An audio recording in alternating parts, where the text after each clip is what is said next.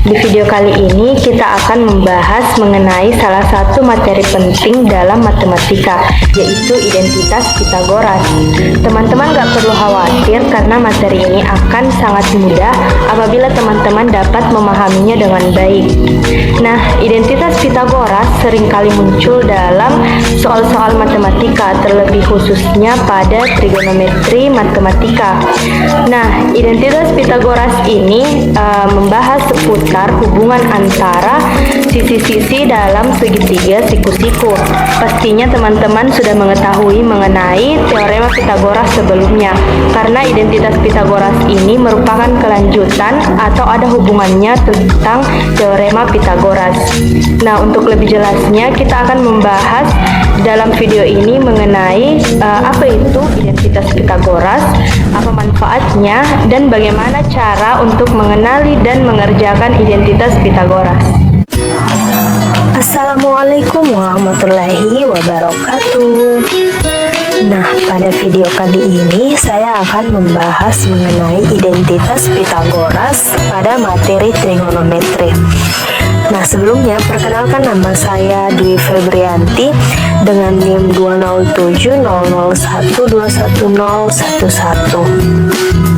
Sebelumnya, kita harus mengetahui apa itu identitas trigonometri. Nah, identitas trigonometri adalah persamaan matematis yang menghubungkan berbagai fungsi trigonometri seperti sinus, kosinus, dan tangen. Memahami konsep identitas trigonometri sangatlah penting dalam mempelajari matematika lanjutan, fisika, dan berbagai bidang ilmu lainnya. Bisa kita lihat pada gambar segitiga yang di sebelah kanan merupakan acuan dasar kita untuk memahami mengenai identitas trigonometri. Nah, selanjutnya, apa itu identitas Pitagoras? Nah, identitas Pitagoras seperti namanya berasal dari teorema Pitagoras. Menurut teorema ini, pada setiap segitiga siku-siku, kuadrat sisi miring, sisi terpanjang sama dengan jumlah kuadrat kedua sisi atau kaki lainnya. Teorema ini dapat diterapkan pada perbandingan trigonometri seperti yang didefinisikan untuk segitiga siku-siku yang menghasilkan identitas Pitagoras. Nanti akan kita bahas pada slide selanjutnya ya. Kemudian, identitas Pitagoras merupakan identitas penting dalam trigonometri yang diturunkan dari teorema Pitagoras.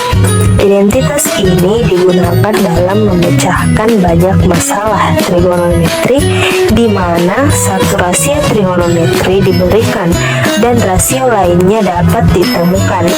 Identitas dasar Pitagoras ini memberikan hubungan antara sin dan cos.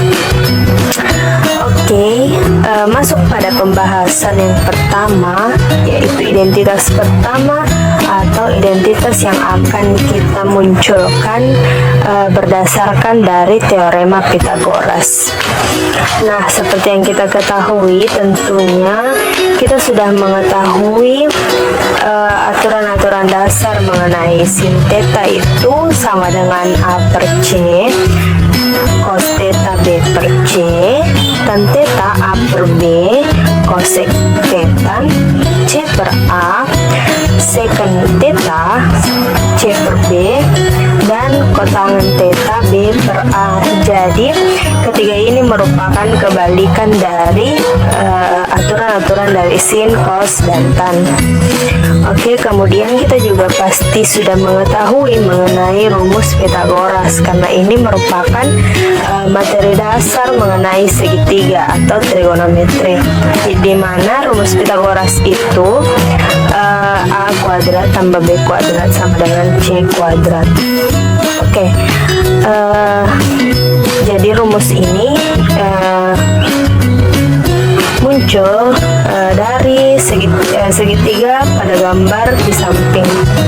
Kemudian andaikan kedua ruas rumus Pitagoras ini kita bagi dengan C kuadrat, maka bentuknya akan menjadi A per C kuadrat ditambah B per C kuadrat sama dengan C per C kuadrat. Nah, jika kita perhatikan, A per C itu sama dengan sin theta. Karena A per C kuadrat, maka kita tuliskan sin kuadrat theta ditambah, kemudian kita perhatikan B per C itu sama dengan cos theta. Karena dia kuadrat, maka kita tuliskan cos kuadrat theta. C per C atau C dibagi C itu sisanya 1 pangkat 2 dimana 1 pangkat 2 itu sama dengan 1. Atau identitas ini bisa kita tulis dengan cos kuadrat theta sama dengan 1 kurang sin kuadrat theta, atau juga bisa kita tulis dengan sin kuadrat theta sama dengan 1 kurang cos kuadrat theta. Nah, ini identitas pertama yang kita dapatkan dari rumus Pitagoras. Maka ini merupakan identitas Pitagoras yang pertama. Selanjutnya, identitas yang kedua. Nah, identitas kedua ini muncul apabila kedua ruas dari rumus Pitagoras ini kita bagi dengan B kuadrat.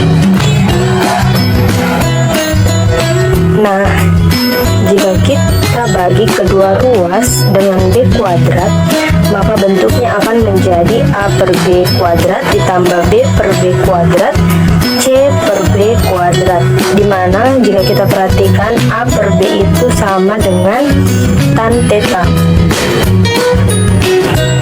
Tan theta, dimana A per B di sini kuadrat, maka kita kuadratkan juga tannya.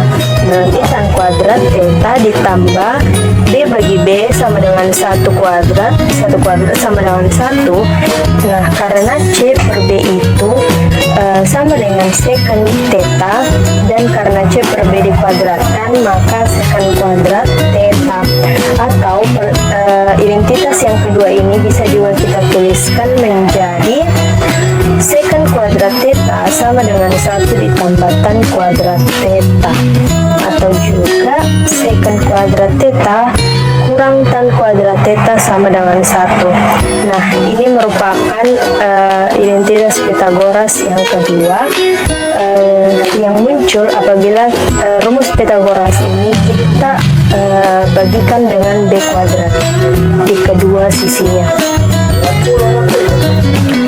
Oke, kemudian identitas yang ketiga akan muncul apabila rumus Pitagoras ini kedua ruasnya kita bagi dengan A kuadrat.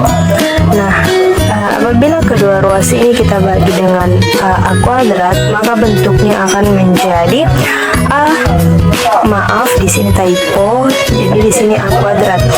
Jadi apabila kedua ruas kita bagi dengan A kuadrat, maka bentuknya akan menjadi A per A kuadrat B per A kuadrat sama dengan C per A kuadrat. Nah, A per A itu sama dengan 1 ditambah B per A.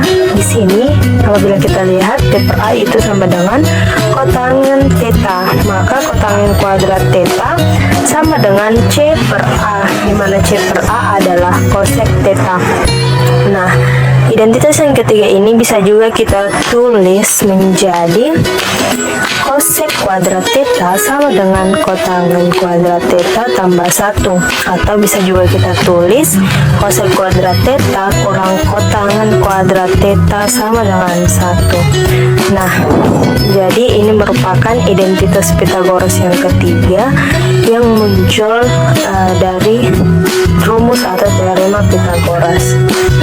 Oke, itu saja pembahasan dari saya mengenai identitas Pitagoras yang muncul dari teorema Pitagoras itu sendiri. Nah, sampai jumpa pada video selanjutnya. Sekian, wassalamualaikum warahmatullahi wabarakatuh. Nah, gimana nih? Teman-teman udah paham kan mengenai identitas Pitagoras itu seperti apa dan gimana cara ngenalinnya? Semoga setelah menonton video ini, teman-teman dapat confident dalam mengerjakan soal-soal yang di dalamnya terdapat identitas Pitagoras. Nah, sepertinya cukup sekian video kita pada hari ini. Semoga teman-teman dapat memahami materi identitas Pitagoras dengan baik dan dapat mengaplikasikannya dengan mudah. Sampai ketemu lagi, selamat belajar.